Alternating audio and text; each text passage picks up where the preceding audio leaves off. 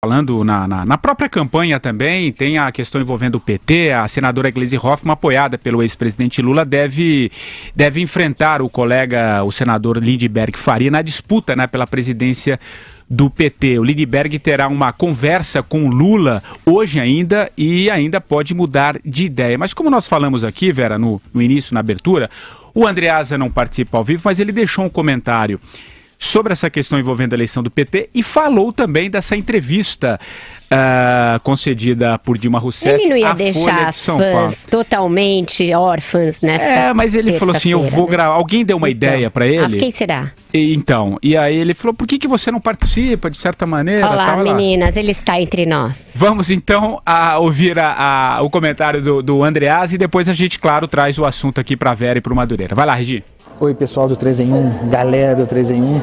Hoje eu não participarei do programa ao vivo, graças à incompetência da Latam, essa péssima companhia aérea que fez com que meu voo de ontem fosse cancelado, sabe-se lá por quê. Eu já deveria estar no Brasil, ainda estou fora. Espero com sorte já fazer o programa de casa do Rio amanhã. Vamos ver. Em todo caso, não posso deixar de comentar essa inacreditável disputa pela presidência do PT. Quem em 2017 quer dirigir o PT?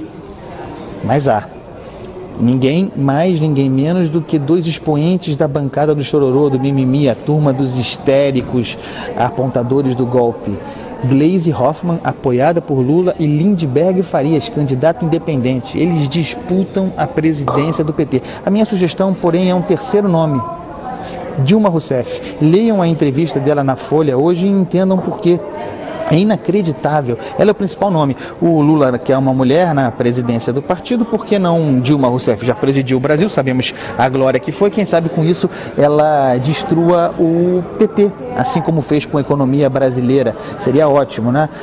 O fato é que na entrevista dela hoje, Dilma Rousseff mostra que não só não sabia de coisa nenhuma, é a principal linha de defesa dela, como nós sabemos que tudo que ela fala não é compreendido, nós podemos atestar isso, mas agora tem um novo fato, né? A entrevista deixa claro, tudo que falavam para ela tampouco era compreendido.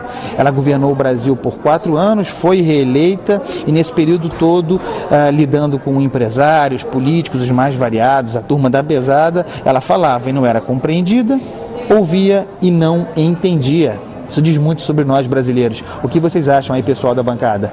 Beijo e até amanhã. Vai, Vera, você. Foi genial, gente, foi genial. Eu fiquei com a mesma impressão. Aquela hora que eu passei na redação que você estava se divertindo, você estava lendo a entrevista. Pois é, sabe aquela... eu lembro da gente ter que ler os poemas, né, na escola, aquele quando Ismalha enlouqueceu, pôs-se na torre, né, a gritar, viu uma lua no céu, viu uma lua no mar. Eu me lembrei desse poema quando eu li essa entrevista da Dilma. Ela tá totalmente a Lucy Crazy, gente.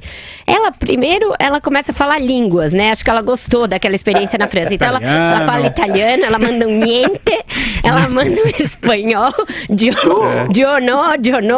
Ela manda 3 vezes minha querida e 3 minha filha para a colunista da Folha. Fala que foi no banheiro, depois... nada. Se é um cara, se é um homem que diz minha filha e minha querida para uma repórter, ele é sexista, ele é machista, pra gente ficar num outro tema que a gente vai discutir aqui. Mas a Dilma manda um minha querida e minha filha claramente intimidatórios e passa batido no Nice, a colunista nem reclama. Aí ela pega e diz que o Marcelo Odebrecht foi torturado. O que diz muito sobre ela, né? Diz muito sobre a falta de respeito dela com o próprio passado, porque ela, como vítima de tortura, deveria saber do que tá falando. E não deveria brincar com uma coisa dessa. Deveria saber que a gente vive no Estado democrático, que as liberdades são plenas e que a justiça é feita no Brasil de maneira séria, que, portanto, o senhor Marcelo Odebrecht não foi submetido a nenhum tipo de tortura. Aí depois ela evoca o próprio câncer, numa forma também vil. Ela diz o seguinte: em 2009 eu nem era candidata, eu estava com um câncer. Olha, é em tudo lamentável. Ela diz que ela que pagava todas as despesas do Temer, o que deve ser bom para a defesa do Temer, né? Pois é, porque ela diz, era a gente que pagava tudo, o jatinho dele, as contas dele, os assessores dele. Eu acho que se a defesa dela viu isso e a do Temer viu isso, uma tá comemorando e a outra tá lamentando. Enfim, uma entrevista tresloucada. Depois a gente fala da disputa no parquinho. Vamos ver o que o Madu achou da entrevista. Vai, Madu. Não, realmente, a entrevista... o que me fez pensar é o seguinte: essa senhora governou o nosso país por um lustro e quase meio, quer dizer, por um mandato e quase meio. E ela, na minha opinião, ela deveria ser interditada, né? Essas pessoas são consideradas incapazes, não respondem pelos seus atos. Eu não sei se ela está querendo tirar o dela da reta, se livrar. Ela inclusive, ela parece que não conhecia o Marcelo Odebrecht, que era a copa e cozinha do Palácio do Planalto e do Palácio da Alvorada. Está lá na delação premiada dele, né? Inclusive tem uma passagem que eu achei assim, em Portugal, né? Uma passagem como, digamos assim, meio escatológica, né? Não, no México, né?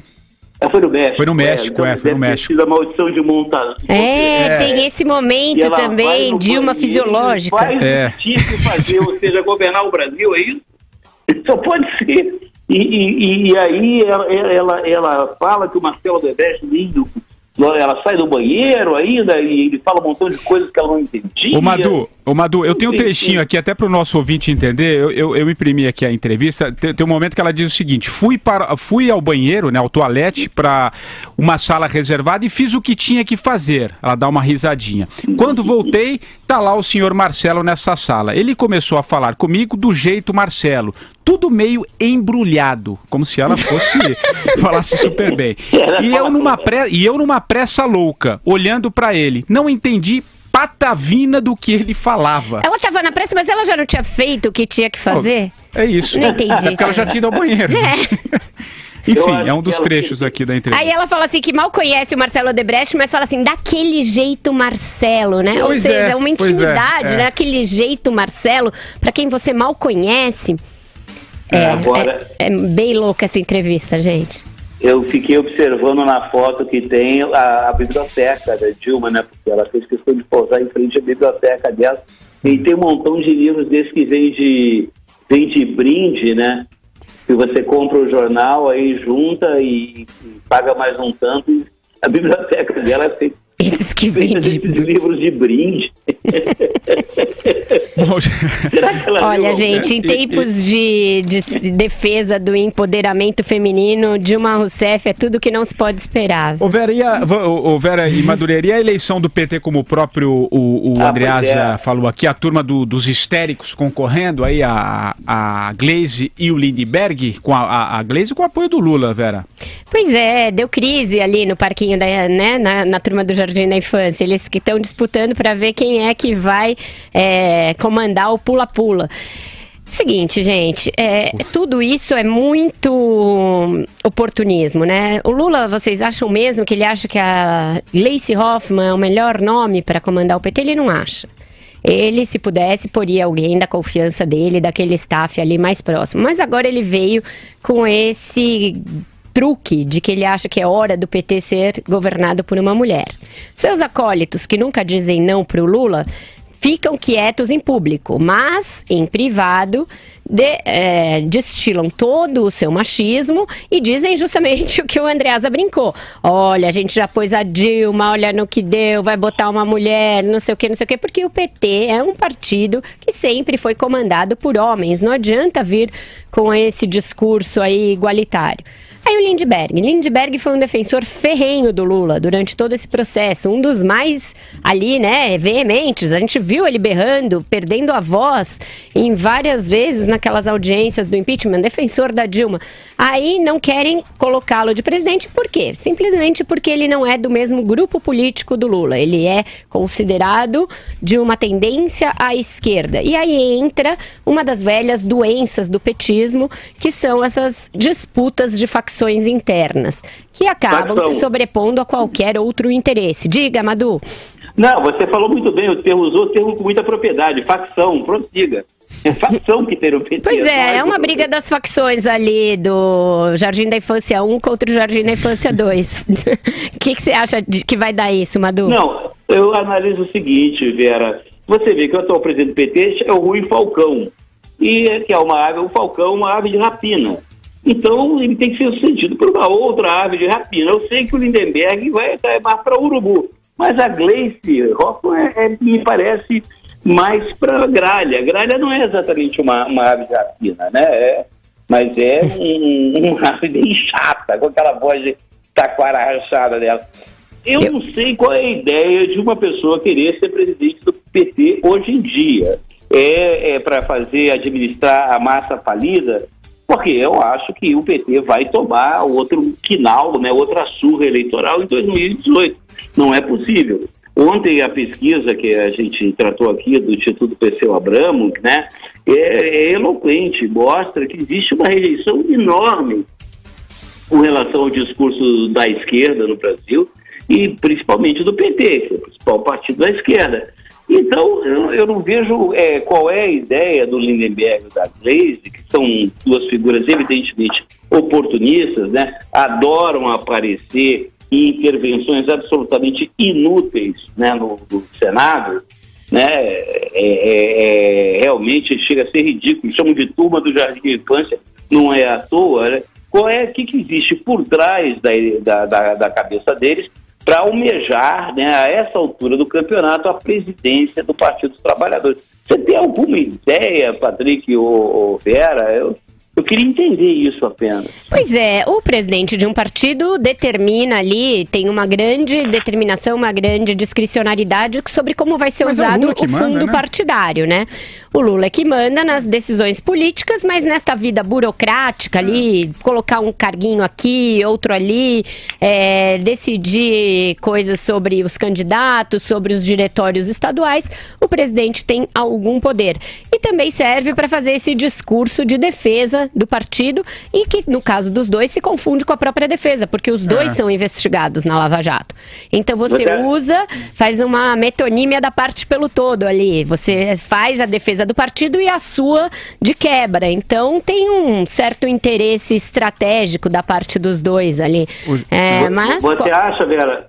Diga. Vera, você acha que é para turbinar uma possível candidatura em 2018, que é para eles poderem continuar usufruindo do foro privilegiado? Também pode, né? Porque os dois terão muita dificuldade em se reeleger. Os dois são acusados de ter recebido dinheiro, um do Paulo Roberto Costa, o outro daquele esquema denunciado por aquele ex-vereador de Americana, outra, para as suas últimas campanhas. Então eles vão ter de responder por isso, tanto na Lava Jato quanto diante de seus eleitores. Se fizer uma pesquisa hoje, eu acho que nenhum desses que se expuseram demais no impeachment e que estão citados na Lava Jato vai ter uma vida fácil eleitoralmente, né? Ô Vera e Madureira, antes da gente ir pro nosso intervalo comercial, já que estamos falando em campanha e PT, a notícia de hoje também, o STF homologou a delação do marqueteiro João Santana e da mulher dele, a Mônica Moura, né? A Mônica e o João foram presos em fevereiro de 2016 na 23ª fase da Operação Lava Jato, suspeitos de receber da Odebrecht e do lobista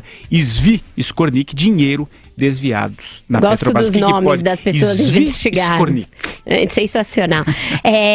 A verdade é que agora a Dilma fica em piores lençóis, né? Porque na sua entrevista descolada da realidade, ela disse hoje que não pode ser qualquer delaçãozinha de quem está preso sob coação e que o Marcelo Odebrecht mal a conhecia. Ela nunca vai poder dizer o mesmo do João Santana. Ele vivia no Palácio, ele fez as 2 campanhas presidenciais dela, ele mudou não só a cara dela, porque determinou que ela fizesse uma cirurgia plástica, como mudou o cabelo, porque foi ele que contratou o Camura para aquele cabelo lá, o Camurete, como ela chamava. Foi ele que decidiu as roupas, foi ele que decidiu o discurso, ele decidiu tudo. Ele e o Lula fizeram Dilma Rousseff como ela nos foi apresentada em 2010, que era totalmente diferente da Dilma anterior. Então ela não pode dizer que não conhece o João Santana. E ele, na delação dele, já sabemos, disse que pagou inclusive o próprio Camura com caixa 2 da Odebrecht, que recebeu no exterior e que, atenção, foi avisado por ela, Dilma Rousseff, de que ele seria preso, né? Então complica bastante a vida dela no que se refere, como ela gosta de dizer, principalmente aquela história de obstrução da justiça, porque você avisar alguém que ele vai ter sua prisão decretada é uma forma de obstrução de justiça. Vai lá, Madu, pra gente chamar o nosso primeiro break. Não, pois é,